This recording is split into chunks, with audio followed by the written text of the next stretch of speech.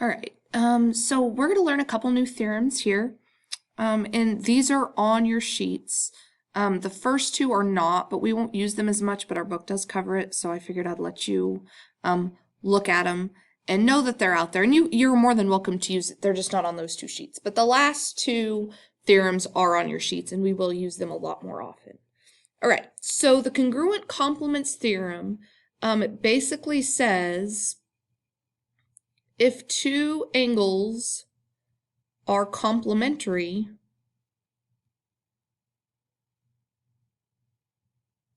to the same angle,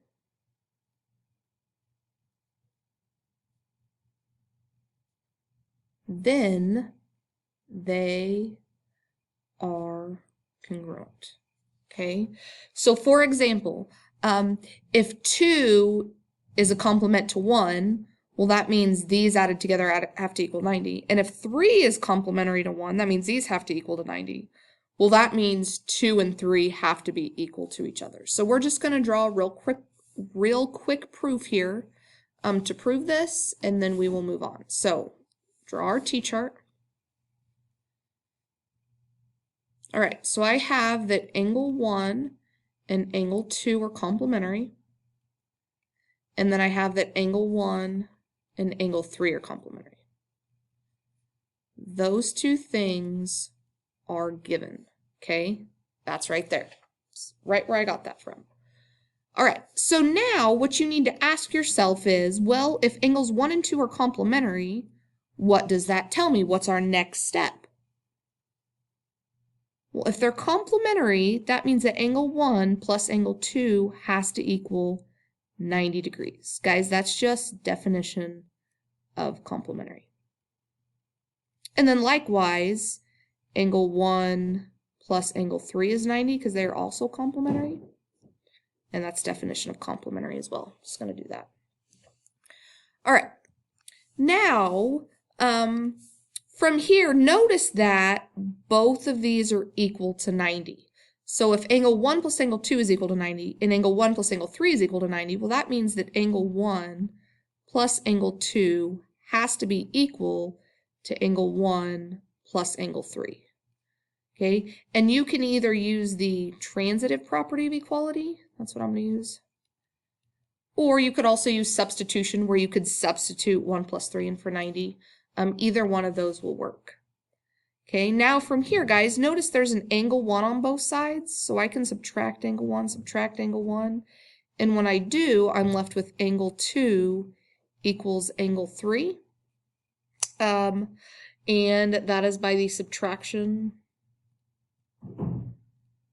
property of equality, and let me hope I can fit it down here, but after that, if they're equal, that means angle 2 has to be congruent to angle 3. Sorry, guys, I kind of ran out of room. And that's just by definition of congruence. So that would be the proof of the congruent complements theorem. All right, guys, let's look at the congruent supplements theorem now. And this is kind of the same as the congruence complement theorem. I mean, the ideas are the same. So the congruence supplements theorem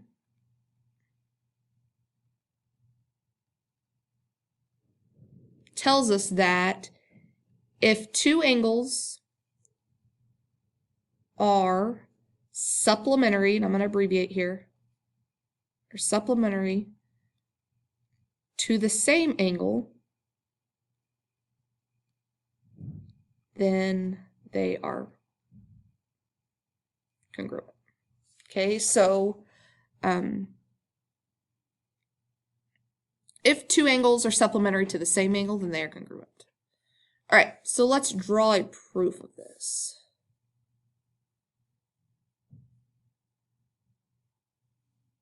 All right, so let's start with angle 1 and angle 2 are supplementary. And then angle 3 and angle 4 are supplementary. Those are just given. Okay, I'm going to wait and add this in a little bit later. All right, well, if they're supplementary, guys, that means that angle 1 plus angle 2 equals 180. And that means angle 3 plus angle 4 is 180. And that's by the definition of supplementary. That's what supplementary means, guys. They add to 180. Okay, so just like we did before, angle 1 plus angle 2 is 180, and 3 plus 4. So if they both equal 180, that means that angle 1 plus angle 2 has to be equal to angle 3 plus angle 4. And once again, that's the transitive property of equality. And if you don't like the transitive, a lot of students don't, you can just put substitution too. You could substitute 3 plus 4 in for 180. That would work as well. All right. Now, I'm going to go ahead and put this in now. I know that angle 1 is congruent to angle 4. That's given. And because they're congruent to each other, that means they have to be equal. That's by definition of congruent.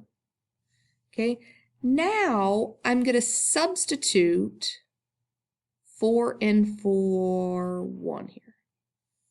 Okay, so I'm going to rewrite this by substituting. So angle 4, I substituted 4 in for 1, plus angle 2 equals angle 3 plus angle 4. Okay, now notice that I have an angle 4 on both sides of the equation. So to get rid of it, I can do minus angle 4, and I'm left with angle 2 equals angle 3. That is the subtraction property of equality. And then because they're equal, once again, I ran out of room, so I can say angle 2 is congruent to angle 3 by the definition of congruent. And that would be a proof for that. All right, let's look at the linear pair postulate. Now, this is on those sheets, those cheat sheets that you got. The linear pair postulate basically tells you that if two angles are a linear pair, comma, then they are supplementary. Okay, so let's look at this. So notice here in this diagram, this angle here and this angle here, they would be a linear pair. Okay, because they form that line on the top left. Okay, so the linear pair postulate tells us if two angles form a linear pair, which this angle and this angle are a linear pair, then they are supplementary. So because they're supplementary, that means they add to 180. So I can say 3y plus 11 plus 10y equals 180. Okay, now I have a 3y plus a 10y, so I could put those together. 13y plus 11 equals 180. Just do a little bit of algebra here, subtract 11 from both sides. I'm left with 13y equals, what is that, 169? Divide both sides by 13. So I get y is 13. So that'd be my y. Okay, using that, I want you to go ahead and set up an equation and solve for x.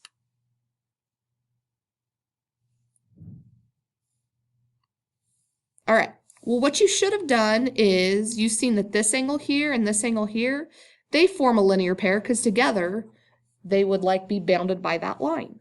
So I can say if they form a linear pair, the linear pair postulate tells me they are supplementary.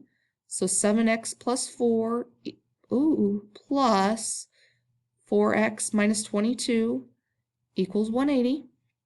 Now just do a little bit of algebra here. I have a 7x and a 4x. That gives me 11x plus, well, I have a 4 and a minus 22. Well, guys, that's negative 18. So I don't want a plus there. I want a minus 18. And that's going to equal 180. Okay, now we're down to algebra. So let's add 18. So 198 equals 11x. And then 198 divided by 11. So divide by 11, that means x is 18. So x is 18 and y is 13, and that's what we were supposed to do. All right, last one on this sheet is the vertical angles congruence theorem. Now, guys, the vertical angles congruence theorem tells us if two angles are vertical angles,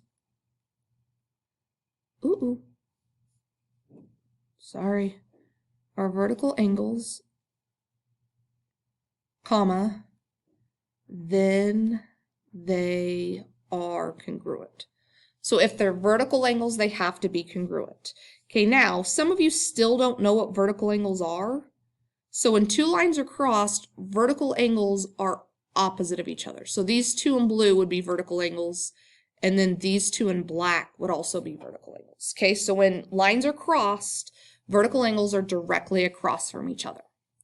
So as you can see in this diagram here, this angle here and this angle here are vertical angles. Okay, so after we've identified them as vertical angles, we can go back to this theorem, which tells us that if they're vertical angles, then they are congruent. Okay, so ask yourself, what does it mean to be congruent? What do we know about their measures if they are congruent? Right, if they're congruent, that means they are the same. And in math, we put an equal sign to show two things are the same. So to set up an equation, I could do 148 equals 3x plus 1. Now we've taken a geometry problem and turned it into algebra, so let's just solve. So subtract 1 from both sides. 147 equals 3x. So if we divide both sides by 3, I get x equals 49. And guys, if we plug 49 in here, so 3 times 49 plus 1, we would get 148. So you can always double check yourself. All right. So here we're using this diagram, and just note that A, B, and C, these are all separate. So like we'll do A and then forget A happened. And then we'll do B, forget B happened, do C, forget C happened. These numbers don't correlate with each other, I guess. So use the diagram and give the angle measure to find the other three angle measures. All right, so if we're given that angle 1 is 117 degrees, okay, well, that means angle 3 is easy, right? Because that means angle 3, it's a vertical angle and they're congruent. So angle 3 has to be 117 degrees. All right, now let's think about this. How would I find angles 4 and 2? So let me just draw this line here. Now, would you guys agree that angle 1 and angle 4 would be a linear pair because together they form this line? Okay, so if they're a linear pair, that means they have to be supplementary, which means they add to 180. So I could say angle 4 plus, well, angle 1 is 117 equals 180. Okay, now let's just subtract 117. Would get angle 4 equals, what is that, 63? 180 minus 117.